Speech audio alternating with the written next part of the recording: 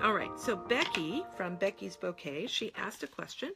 She said, double consonants inside words. How do we know when the second one is silent or pronounced and therefore marked?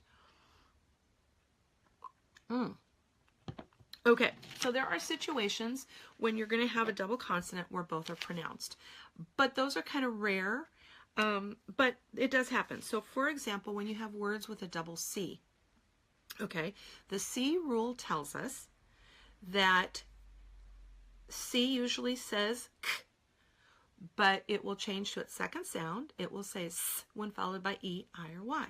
So if the letter C is followed by any letter that's not one of those magic letters, it will say its first sound.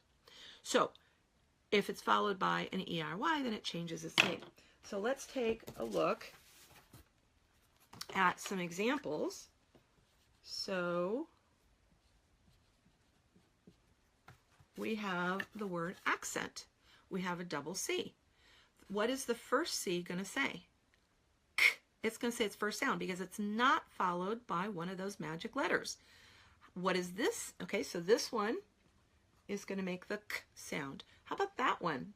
What's that going to say? Well, it's followed by a magic letter, so it's going to say the s sound. So here's an example where you have a double consonant, and they do each have their own sound, and we know that because of the C rule. Okay, the C rule tells us what the C is going to say in both of those situations. Now, sometimes you'll have both letters and a double consonant that say their sounds because you have a prefix. And the end of the prefix, the last letter in the prefix, is the same letter as the first letter in the base word. Okay, so here we go. We have let me see if I can do this. Dissatisfy is the word, right? Dissatisfy. Now, the question is, do I hear both of those when I say the word dissatisfy? You're kind of blending those two together, dissatisfy. You could say, well, I really only hear one, but do I? Dissatisfy. Well, yeah, pretty much only hear one. So, but notice when we're putting it into spelling and we go for think to spell, I want to pull everything apart and I want to say every single sound so that the student knows what to write. So I will teach this as dissatisfy. So in that, when we do think to spell, we're going to think everything. Take, for example, the word I already talked about. For when we're dictating and we're thinking to spell, I'm sorry, I got it. It's hard for me to do this backwards. Okay, little. Okay, so I hear both of them. Now in speech, did you know we don't even hear it normally? We say little, little. Our tongue kind of sort of flips a little bit, but it doesn't come up and say a nice clear t. I don't say, you are so little.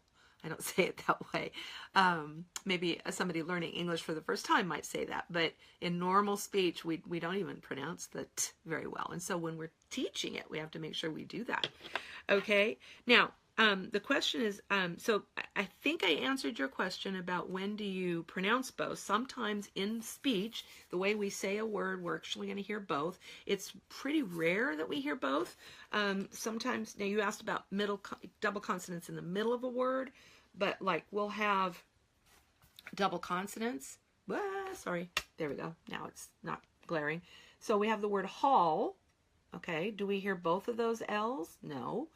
Okay, now if I made this a compound word, and I say hallway, whoops, there we go, then now that's in the middle.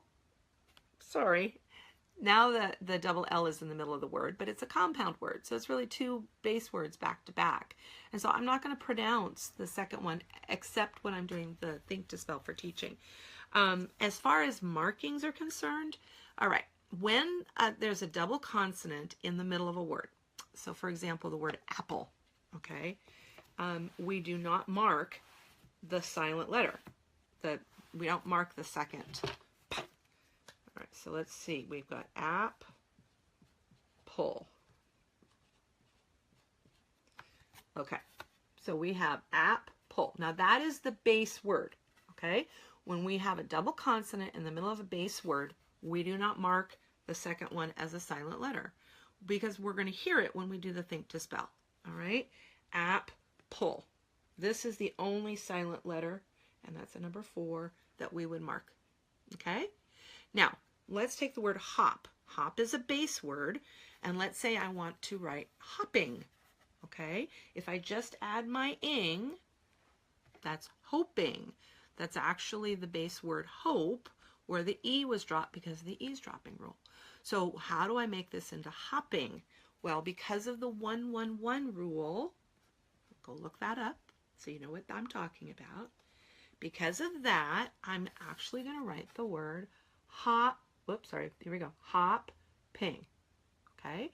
I hear both when I dictate it. However, I want to show that this second one was added because of a rule.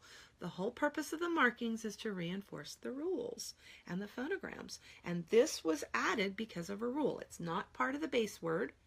It was actually added because of a rule. And so to reinforce the rule, the marking for that silent letter being added because of the 1-1-1 or the 2-1-1 rule is the silent letter double underline.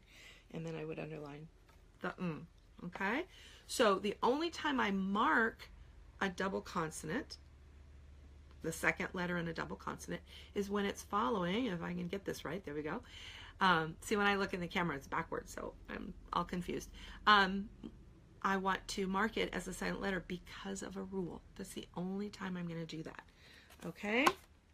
And I don't mark the C because we don't mark the C rule. We don't do that.